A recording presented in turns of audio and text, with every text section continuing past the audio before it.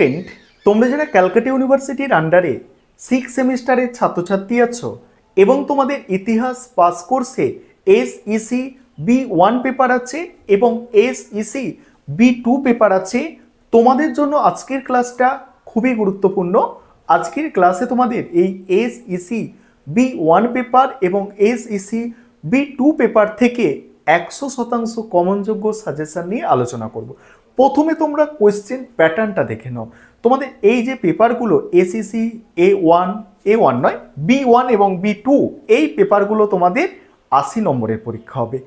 এখানে question pattern দেখো, 50 নম্বরের একটা প্রশ্নের অ্যান্সার করতে হবে এবং 15 নম্বরের দুটো প্রশ্নের অ্যান্সার করতে হবে। এই হচ্ছে তোমাদের কোয়েশ্চেন প্যাটার্ন। এবার তোমরা যদি বলো যে এই দুটো পেপারের মধ্যে কোন পেপারটা তুলনামূলকভাবে একটু সহজ আছে, তোমাদের এই যে এসইসি বি1 এই পেপারটা তুলনামূলকভাবে একটু সহজ আছে এবং এই পেপারটা তুলনামূলকভাবে একটু কঠিন আছে। তবে দুটো পেপারই সহজ। যদি দুটোর মধ্যে তুলনা করো যে কোনটা বেশি সহজ, তখন তোমাদের আমি বলবো এটা হচ্ছে বেশি সহজ, অর্থাৎ এসইসি বি1 পেপার বেশি সহজ। এবারে তোমরা এই দুটি পেপারের 100% কমনযোগ্য সাজেশন দেখে নাও। এখানে আমি প্রশ্নের সংখ্যা খুব কম রেখেছি, খুব কম। 50 নম্বরের প্রশ্ন করতে হবে, সেই সাজেশানে একটাই আছে। ধরো তোমরা কোয়েশ্চেন পেপারের মতো পেয়ে যাচ্ছ, দেখে নাও সাজেশানটা। আরেকটা বিষয় বলে নিই, তোমাদের এই পেপারগুলোর স্টাডি মেটেরিয়াল তৈরি হয়ে গিয়েছে। তোমরা যারা স্টাডি মেটেরিয়াল পারচেস করতে চাইছো, স্ক্রিনে দেওয়া নম্বরে যোগাযোগ করে স্টাডি মেটেরিয়াল পারচেস করতে পারো। চলো তোমরা সাজেশানগুলো দেখে নাও। প্রথমে তোমরা এসইসি বি1 পেপারের সাজেশানটা দেখে নাও। এসইসি বি1-এর দেখো 50 নম্বরের যে প্রশ্ন, 50 নম্বরের প্রশ্নের আমি একটাই সাজেশন রেখেছি, অর্থাৎ এই প্রশ্নটা করলেই তোমরা কমন পেয়ে যাবে। তাই 50 নম্বরের প্রশ্ন, এটাকে ভালো করে লিখে লিখে প্র্যাকটিস করো যাতে তোমরা 44 থেকে 45 নম্বর পেতে পারো। আর তার জন্য উন্নত কোয়ালিটি তোমাকে কিন্তু লেখা লিখতে হবে, ঠিক আছে? কারণ একটা প্রশ্ন, এই প্রশ্ন ভালো করে করলে অবশ্যই তোমরা কমন পাবে, এতে কোনো সন্দেহ নেই। কি আছে প্রশ্ন? সাম্প্রতিককালে তোমার দেখা অথবা ইন্টারনেটের মাধ্যমে ভ্রমণ করা একটি সংগ্রহশালা বা স্মৃতিসৌধ বা লেখাগারের ওপর একটি প্রতিবেদন লেখো। পরের প্রশ্ন কি আছে দেখো, এবারে 15 নম্বরের প্রশ্ন, যেটা দুটো অ্যান্সার করতে হয় তোমাদের। 15 নম্বরের প্রশ্নগুলো আমি যেগুলো মোস্ট ইম্পর্টেন্ট প্রশ্ন, সেগুলোকে স্টার দিয়ে চিহ্নিত করে রেখেছি যাতে তোমাদের সুবিধা হয়।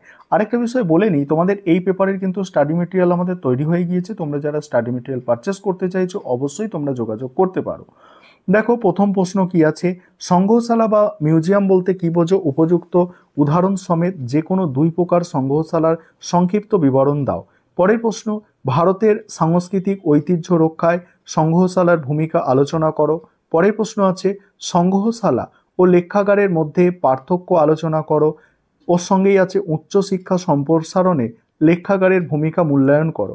তারপরে দেখো, একটি সংগ্রহশালার যে কোনো দুটি কার্যাবলীর বিবরণ দাও। পরের প্রশ্ন, ভারতে সংগ্রহশালার ইতিহাস সম্পর্কে লেখো। পরের প্রশ্ন আছে, সংগ্রহশালার প্রদর্শন নীতি আলোচনা করো। তারপরের প্রশ্ন, লেখাগারের সংজ্ঞা দাও, ইতিহাস রচনায় লেখাগারের গুরুত্ব।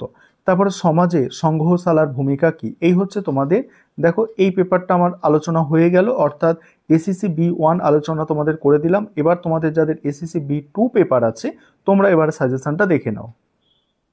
এবারে তোমাদের যাদের এসইসি বি2 পেপার আছে, তোমরা সাজেশনটা দেখো।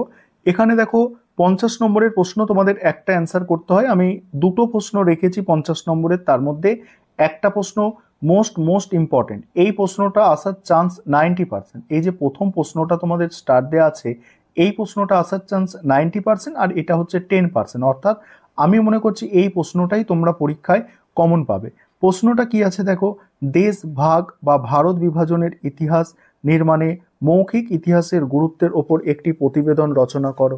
পরের প্রশ্ন হচ্ছে দেখো, সুশীল ধারা বা সতীশ সামন্তের মতো কিংবদন্তির স্বাধীনতা সংগ্রামীদের সাক্ষাৎকারের 42-এ ভারত ছাড়ো আন্দোলনের ইতিহাস রচনায় কিভাবে সাহায্য করেছে।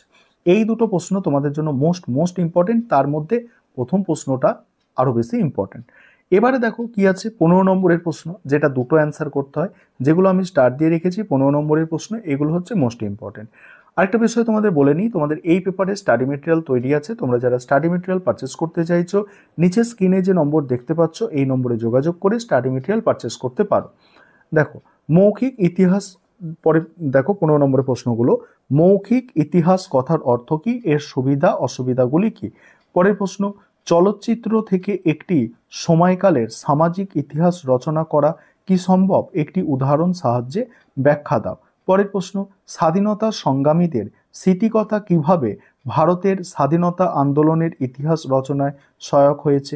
তারপরের প্রশ্ন, পুরানো মন্দির, গির্জা বা মসজিদের ছবি কিভাবে একটি অঞ্চলে বিবর্তনের ইতিহাস বুঝতে সাহায্য করে। পরের প্রশ্ন, ইতিহাস রচনার কোন কোন ক্ষেত্রে মৌখিক সূত্র ব্যবহারের সুযোগ আছে বলে তোমার মনে হয়। পরের প্রশ্ন কি আছে দেখো, তেভাগা আন্দোলনের মতো ঘটনার ইতিহাস নির্মাণে স্থানীয় মানুষের দেয়া মৌখিক বিবরণীর গুরুত্ব কতখানি। তারপরের প্রশ্ন, মহিলাদের স্মৃতিকথা কিভাবে তাদের সময় আর জগৎকে তুলে ধরে। তারপরের প্রশ্ন কি আছে দেখো, অতি বয়স্ক সাধারণ মানুষের মুখের কথাও কি করে ইতিহাস রচনায় সহায়ক হতে পারে।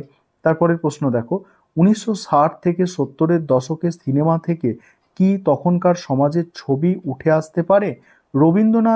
রবীন্দ্রনাথের জীবনস্মৃতি কেমন করে তার সময়ের ইতিহাস তুলে ধরে। এই হচ্ছে তোমাদের টোটাল সাজেশন।